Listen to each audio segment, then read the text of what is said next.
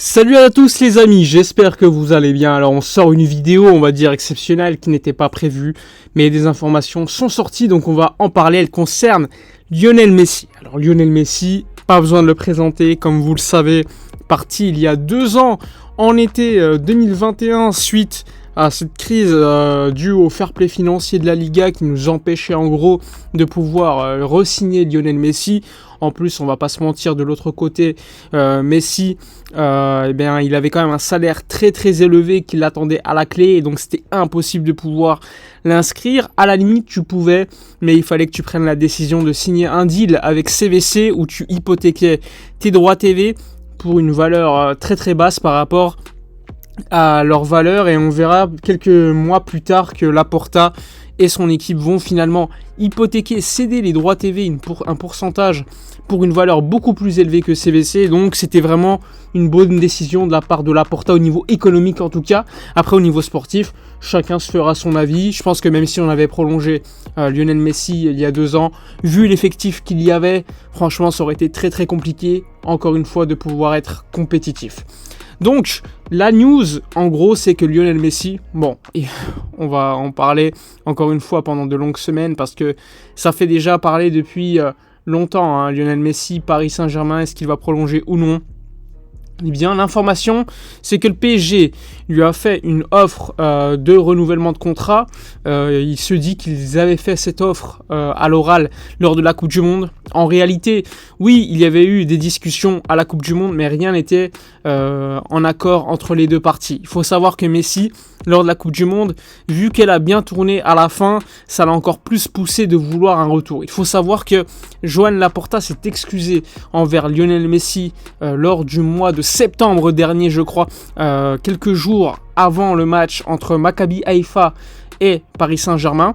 Donc depuis ce moment-là, il y a quand même des discussions assez limpides entre Xavi, Echevarria. Echevarria, c'est le beau-frère de Joan Laporta qui est également là pour parler très souvent avec Messi sur WhatsApp, etc.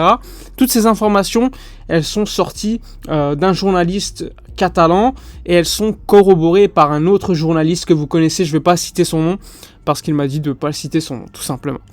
Ensuite, donc, ces informations, elles sortent parce que Pepe Costa, qui est l'homme de main, l'homme à tout faire de Lionel Messi, on va dire, qui l'accompagne dans tous ses voyages, etc.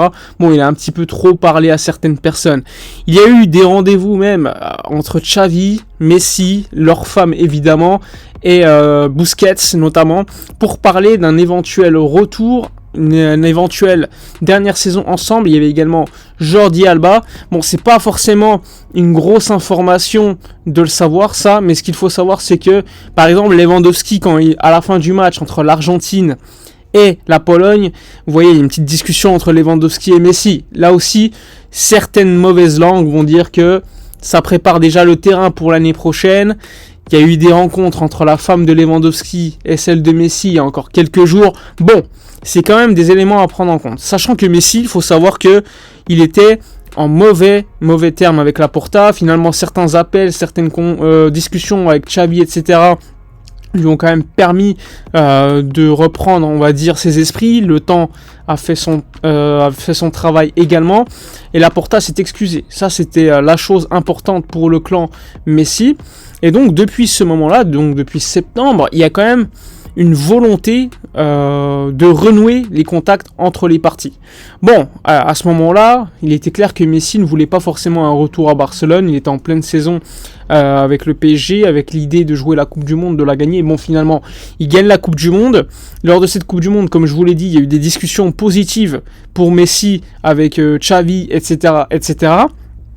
Eh bien, comme vous le savez, il y a des retours assez fréquents. Jorge Messi, il y a quelques semaines, il est revenu à Barcelone. Il faut savoir que Jorge Messi, son entreprise est située à Barcelone, à quelques bâtiments du cabinet d'avocats de Joan Laporta. Donc il y a eu réunion entre les deux. Ça a été confirmé d'ailleurs par Laporta il y a encore quelques jours. Ces discussions étaient intéressantes pour parler d'un hommage soi-disant selon Laporta. Bon, c'est très bien que finalement c'était pour bien plus que cela. Il faut savoir que lorsque Jorge Messi retourne à Barcelone, il y a des journalistes qui lui posent la question, est-ce qu'un retour de Messi est possible ou pas? Bon, en gros, il te dit, il n'y a pas les conditions adéquate, est-ce que c'est possible, je ne sais pas. Donc il reste un petit peu flou, mais finalement, peu à peu, eh bien, les conditions pour un retour de Lionel Messi, eh bien, elles commencent à exister. Il faut savoir que le Barça, aujourd'hui, veut le retour de Messi. Ça, c'est quelque chose de très important à comprendre. Xavi veut absolument Lionel Messi, il veut le faire jouer comme relayeur droit d'ailleurs. Ça, c'est une question qui me laisse perplexe, on va dire, parce que honnêtement, je sais que Lionel Messi, c'est un joueur exceptionnel, mais il ne faut pas oublier qu'il a 35 ans, 36 ans bientôt. Il faut également se remémorer de tout ce qu'il a fait pour le club, certes, mais au niveau sportif, aujourd'hui, c'est pas un joueur sur qui tu dois construire ton projet. C'est un joueur qui, certes, peut faire la différence, ça c'est clair, mais encore une fois, pour que Messi fasse la différence, il doit être dans un contexte adéquat, et je ne pense pas qu'il puisse faire la différence sur 38 journées de Liga de suite, par exemple, aujourd'hui en tout cas. Donc, c'est quelque chose à réfléchir, parce que si tu fais revenir Messi, c'est parce que tu veux le mettre également en valeur.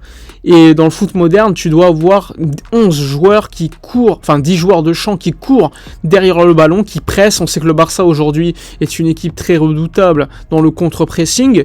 Donc si tu mets Messi sur le terrain, évidemment ça va un petit peu moins presser. Il faudra le mettre à un poste, par exemple dans l'axe, où là il a besoin un peu moins de courir, de combler, comme si c'était un joueur sur les côtés où il doit combler à chaque fois les espaces, etc. Et en plus, tu as un joueur comme Lewandowski, tu as des joueurs comme Dembélé, tu as Gavi, tu as Pedri, tu as Frenkie de Jong, tu as des milieux qui pourraient venir. Donc franchement, il faut réfléchir à cette question. Si tu fais revenir Messi, c'est pour quel poste? Et est-ce que c'est une bonne décision? Est-ce que Lionel Messi, aujourd'hui, tu dois construire autour de lui ou non? Et évidemment, un retour de Lionel Messi, potentiel, encore une fois, ça, je dis pas que Messi va revenir, mais dans les faits, il y a des discussions pour cela. Et Messi veut absolument revenir à Barcelone, ses enfants et sa femme également. Donc ça, c'est important. Il veut rester en Europe parce qu'il veut se préparer pour la Copa América 2024. Donc il veut être compétitif jusqu'à là. Donc l'Arabie Saoudite, c'est exclu pour l'instant. La MLS également. Donc, il reste quoi? Il reste le PSG et Barcelone pour l'instant.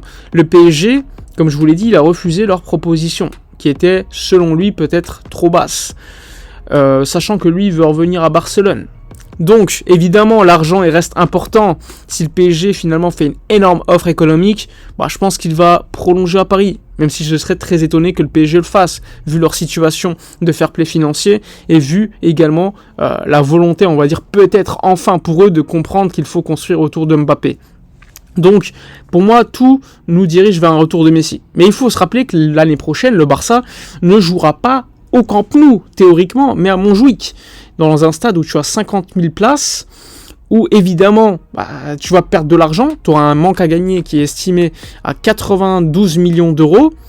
Un retour de Messi dans ces conditions, c'est dommage, parce que si tu le fais revenir, par exemple, à un moment où tu as le Camp Nou totalement ouvert, tu peux avoir 90 000 places maximum en ce moment, parce qu'il y a quand même des petits travaux au Camp Nou, et bien évidemment, au niveau des tickets, au niveau du musée, au niveau des maillots vendus, au niveau même des sponsoring, tout va augmenter. Donc ça va être une réflexion de la part du club. Est-ce qu'il faut, oui ou non, repousser d'un an le déménagement temporaire vers Montjuïc, sachant que le Barça aujourd'hui, comme je vous l'ai dit, jusqu'au 31 mars, ils ont trouvé des financements pour le projet du nouveau stade.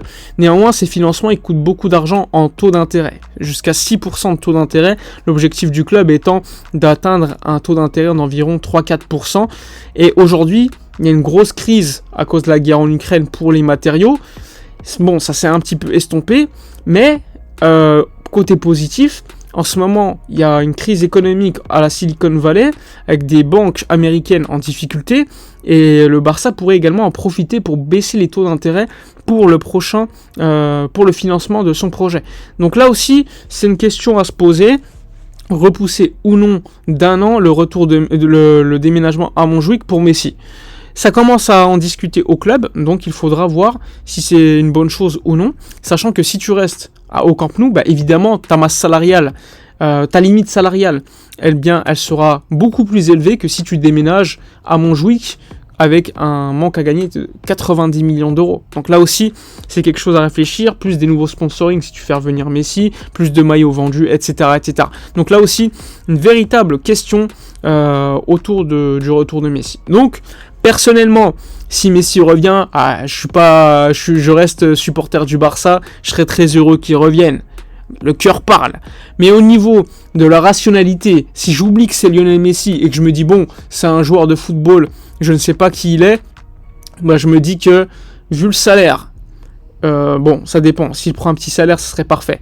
Mais s'il prend un gros salaire, si on doit mettre de côté certains joueurs qui pressent, si il n'est pas forcément performant lors de tous les matchs en Ligue des Champions, est-ce que ce serait une bonne chose ?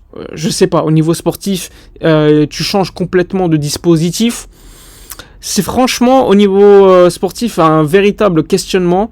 Est-ce que le retour de Messi en 2023-2024, c'est une bonne chose ? Franchement, j'en suis pas sûr. Donc, dites-moi dans les commentaires si vous êtes d'accord ou pas. Évidemment, t'en as qui vont dire sans Messi, Europa League, avec Messi, Ligue des Champions. Voilà, donc franchement, pour moi, tous les arguments sont valables. Hein. Si vous dites oui ou non, si vous l'expliquez avec des bons arguments, je peux être d'accord en vrai. J'ai pas véritablement d'idée fixe concernant le retour de Messi. Bon, la vidéo est terminée. Dites-moi dans les commentaires ce que vous en pensez. N'oubliez pas encore une fois de soutenir la chaîne, de liker, commenter, partager. Je vous dis à la prochaine. Demain, pour être plus précis, avec une petite surprise dans l'après-midi qui vous attend. Bon, à demain et d'ici là, comme d'habitude, portez-vous bien.